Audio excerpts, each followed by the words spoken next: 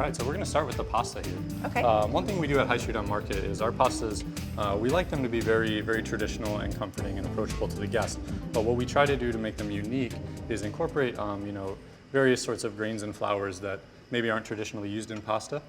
So in this pasta, we've decided to use toasted brown rice, which we have right here. We've turned it into a flour.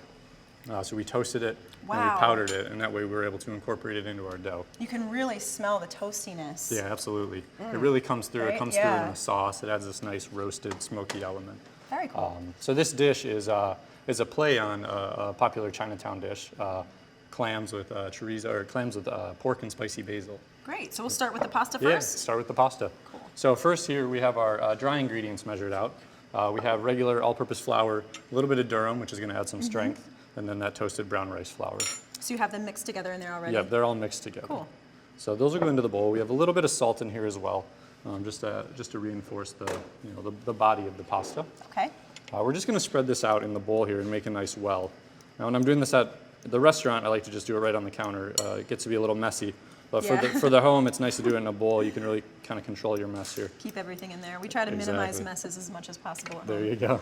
So here we have all of our eggs. This is an egg dough, which means mainly egg yolk. Wow. We do have a little bit of egg white in here, which adds strength because that brown rice is going to be really brittle. So at High Street on Market, when using these flours or using seaweed in place of flour, you're dealing with things that aren't as strong as flour. Right. When you bake bread, you want that gluten structure. So we always have to figure out ways to help redevelop that. So that egg white. I was just about to say that, and I'm the gonna have to watch it next time I eat dinner at High Street. That's what makes it like really silky. That's going to be tender. such a nice, rich dough. Exactly. Wow, I'm I excited eat that for a lot, so I'm gonna have to watch it. All right, so we have our dough here. It's coming together nice. So you just kneaded that a few times, not a whole lot? Exactly. Once I got those eggs incorporated, I just kneaded it. I'm going to knead it a little bit longer until we get some nice structure developed here. So you really want to develop that gluten Exactly. so it holds together when you roll it out? Yep. So we'll just start by adding a little flour to the cutting board to make sure everything is going to move smoothly through the roller.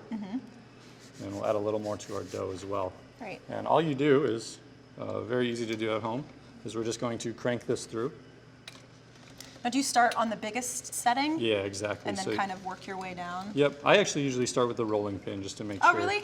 To get it to the right size. Now, that's the really old school way, is just to use a rolling pin. Or like my grandfather, if he didn't have a rolling pin, would just say, use a wine bottle. There you go, yeah. That's the romantic way, right? So we have our sheet here. And, it can really go as thin as you want. I like my noodles to have a little bit of bite, so I leave them a little bit thicker. This sauce is a little bit, has a little more weight to it, so you want the noodle to hold up. So we're just going to put this through one more time. How many times do you typically have to roll it through? We roll it through probably 10 or 15 times. Again, it's about developing that structure. Yeah. So we'll start with sheets that are, maybe we'll do this whole ball at once. Really? And we'll sheet it through and we'll fold it because that lamination process, as you hear it much more in pastry, really helps develop that structure. Really? Oh, that's so interesting. So you must need like 3 or 4 people to do this if you're using that whole ball. We have the commercial sheeter that helps. True.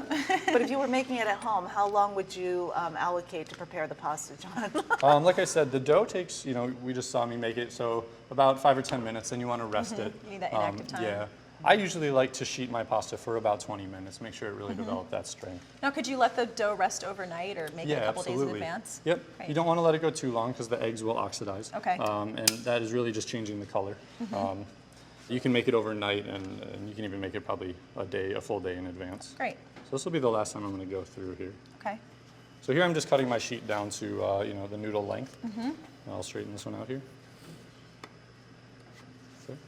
And then all we're going to do here is we're going to take these 3 sheets and we're just going to roll them up together. Okay. Now that way when we go and cut these noodles, they'll be nice and even. So you want to make sure they're really nice and well floured Exactly. so they don't all stick together. Yep. Made that mistake before. I just did that the other day. And you're like, oh, we have dumplings. Yeah, there you go. So we have our sheets all folded up. You can, if you want it to be nice and rustic, don't worry about trimming off the outsides.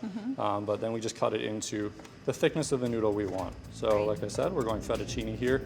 So a little bit thicker than your linguine or angel hair. Right. You're doing a great job of getting those exactly even. Lots of practice. Yeah, And then you unroll and you have your nice noodles there. Beautiful.